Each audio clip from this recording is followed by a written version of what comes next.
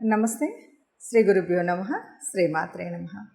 ఆదిత్యాయ చ సోమాయ మంగళాయ బుధాయ గురు శుక్ర శనిభ్యే రాహవే కేతవే నమః.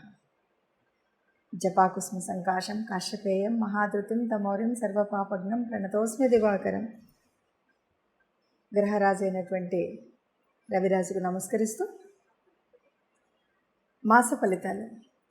ప్రతి మాసం కూడా మారుతున్నటువంటి గ్రహాలకు అనుగుణంగా మాస ఫలితాలు మారుతూ ఉంటాయి. మరి ప్రతి మాసంలో మాస ఫలితాలు చెప్పుకోవాలా అంటే తప్పనిసరిగా చెప్పుకుంటే వచ్చేటువంటి మనం తీసుకునేటువంటి నిర్ణయాలు కానీ, చేయవలసినటువంటి పనులు కానీ, ఎలా చేయాలి, ఏ ప్రణాళికలు వేసుకోవాలి, ఏవి చేయకూడదు అనేటువంటి ఒక సరి అయిన దిశా నిర్దేశనం జరుగుతుంది. కాబట్టి మనం ప్రతి మాసంలో మాస ఫలితాలు, అలాగే పక్ష ఫలితాలు, వీలును బట్టి వార ఫలితాలు ఇలా చెప్పుకోవడం అనేటువంటిది జరుగుతుంది. గ్రహాలు అనేవి నిరంతరం నిత్యం కదిలేటువంటివి. ఆ గ్రహాల యొక్క కదలిక ఏదైతే ఉందో దాన్ని మనం గోచారం అంటున్నాం.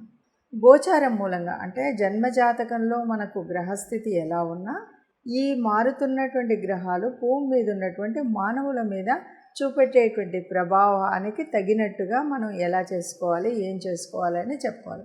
ఆ విధంగా చూస్తే మరి ఈ మే మాసం అంటే ఏప్రిల్ 2024 మే మాసంలో గ్రహస్థితి ఎలా ఉంది, దీనికి ముందుగా అసలు గ్రహాలు ఎలా ఉన్నాయి, ఒక్కొక్క గ్రహం ఎక్కడెక్కడ ఉపస్థితిలో ఉన్నాయి ఇది కనుక చూస్తే ముందుగా మేషరాశిలో రవి ఉన్నాడు, గురువు ఉన్నాడు మొట్టమొదటి రోజు. కానీ గురువు మొదటి రోజు అంటే 1వ తారీఖు సాయంత్రం నుండి అంటే మనం 2వ తారీఖు లెక్క వేసుకున్నా కూడా గురువు వృషభంలోకి మారుతున్నాడు.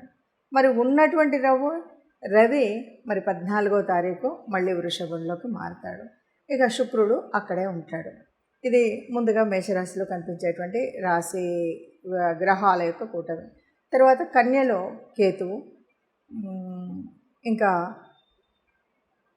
కుంభంలో శని కనిపిస్తాడు. ఇక దాటితే మీనరాశిలో కుజుడు, తర్వాత బుధుడు, రాహు, ఈ ముగ్గురు అక్కడ ఉంటారు. బుధుడు 11వ తారీఖుకి మళ్ళీ మేషరాశిలోకి ప్రయాణం చేస్తాడు. ఇది రాసుల యొక్క స్థితి, రాసులలో గ్రహాల యొక్క స్థితి. ఈ రాశుల్లో ఇలా ఉంటాడు. చంద్రుడు 2.5 రోజులకు ఒక గ్రహం చొప్పున మారుతూనే ఉంటాడు. ఇలా గ్రహాలు ఉన్నప్పుడు మరి ఈ మార్పు వల్ల ఒక్కొక్క రాశి వారికి అంటే 12 రాశుల వారికి ఎలా ఉంటుంది, దానివల్ల ఫలితం ఎలా ఉంటుంది అంటే ఇటు చిన్న చిన్న మార్పులే. ఎందుకంటే ఒకేసారి ఈ నెల లోపల ఉద్యోగాలు వచ్చేసో, పెళ్ళిళ్ళు అయిపోయో, ఇంకేదో అవుతుందన్నది కాదు. మనం ఉన్నటువంటి కొన్ని కష్టాలు కానీ, కొన్ని నిర్ణయాలు కానీ, కొన్ని రకాలైనటువంటి పనులు చేయాలా వద్దా అనేటువంటి ఒక స్థితి కోసం మనం చెప్పుకునేటువంటిది ఈ గ్రహస్థితి. ఇప్పుడు ఒక్కొక్కటిగా 12 రాశుల యొక్క ఫలితాన్ని చూద్దాం. మకర రాశి వారికి ఈ నెలలో మే నెలలో ఎలా ఉంటుంది అంటే మే 2024లో మకర రాశి వారికి వృత్తి ఉద్యోగాల్లో పూర్తి స్థాయి సంతృప్తి ఉంటుంది. అది ఎలా ఉంటుందండి, ద్వితీయంలో శని ఉంది కదా, మీరు చెప్పారు కదా, ఇంకా ఏళ్ళనాటి శని నడుస్తుంది కదా అంటే కూడా ద్వితీయంలో ఉన్నటువంటి రాశినాథుడు కాబట్టి తప్పకుండా ఇచ్చేటువంటి ఉపయోగాలు, అంతేకాకుండా గురువు యొక్క మార్పు వల్ల జరిగేటువంటి గురుదృష్టి వల్ల ఇలా రకరకాలైనటువంటి ఆ గ్రహస్థితి వల్ల మకర రాశి వారికి పూర్తి సంతృప్తి కలిగేటువంటి పరిస్థితి అయితే ఉంది. అలాగే ఆర్థిక పరిపుష్టి చాలా వరకు కూడా ఇప్పటి వరకు ఉన్న ఇబ్బందులన్నీ తొలగిపోయి ఆర్థిక పరంగా పరిపుష్టి అయితే లభిస్తుంది. కొత్త పథకాలను వీటన్నిటి కూడా శ్రీకారం చుడతారు. నేను ఇంకోటి చేయాలనుకున్నాను, ఇది చేయాలి. వ్యాపారం చేసేవాళ్ళు ఇంకొంచెం ఎక్స్టెన్షన్ చేయాలనుకున్నారు, చదువుకోవాలనుకున్న వాళ్ళు ఇంకొక దానికి మనం ఎలాగా ఈ ఉన్నత ఉద్యోగానికి వెళ్ళడం కోసం ఏం చేయాలి, ఇలాంటివన్నీ కూడా ఒక కొత్త పద్ధతికి శ్రీకారం చుడతారు. అట్లాగే ధైర్యం, సాహసం వీటన్నిటిని ప్రదర్శించి అందరి ప్రశంసలు అయితే పొందుతారు. అంటే ఈ పని నువ్వు చేస్తావు అనుకోలేదు, అంటే ఒక్కరిగా చేయగలుగుతారా అని అనుకున్నాం, కానీ మొత్తంగా నువ్వు చేయగలిగావనే 10 మంది ప్రశంసలు అందిస్తారు చూడండి. అటువంటి ప్రశంసలు అందుకుంటారు. అయితే కొద్దిగా మనం భయపడవలసింది ఏంటంటే మనం తిరిగేటువంటి ఎండలో తిరగడం, ఇలా అంటువ్యాధులతో సోకేటువంటి ప్రమాదం అయితే ఉంది. అట్లాగే అగ్ని సంబంధితము ఉండేటువంటి వీటి గురించి కాస్త అస్వస్థతకు గురి అయ్యే.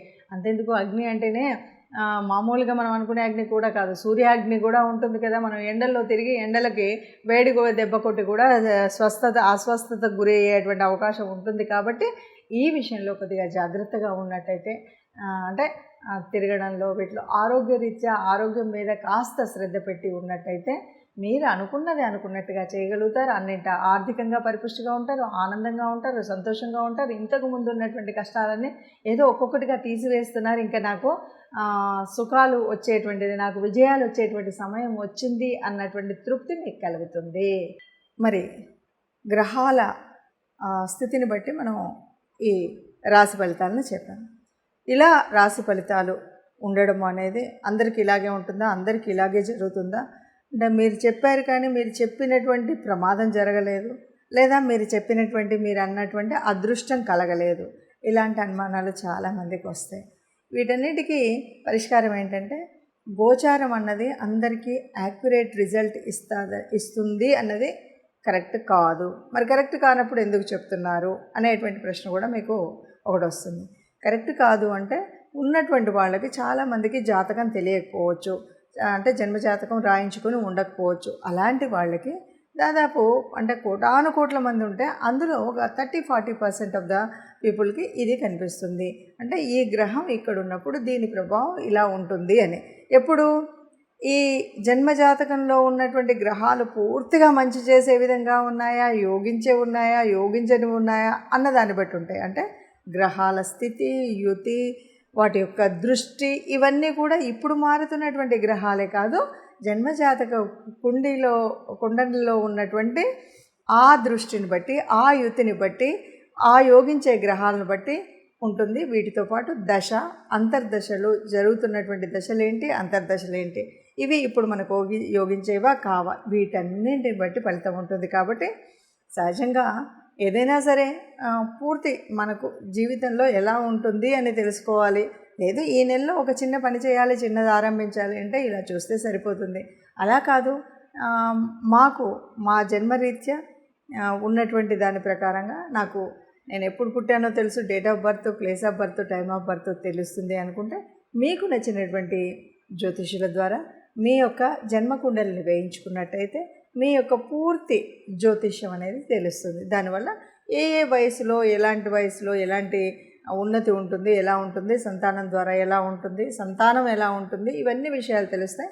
అలాగే ఫైనాన్షియల్గా కానీ, ఉద్యోగరీత్యా కానీ, వచ్చేటువంటి భార్య ద్వారా కానీ, ఇవన్నీ కూడా మనకు పూర్తిగా మీ జన్మజాతకంలో మీకున్నటువంటి అంటే మీరు పుట్టిన సమయం ఇవన్నీ పూర్తిగా తెలిసినట్టయితే, మీకు తెలిసినటువంటి జ్యోతిష్యుల ద్వారా ఇది పూర్తిగా మీరు సమన్వయం చేసుకున్నట్టయితే సరిగ్గా ఉంటుంది అని చెప్పవచ్చు.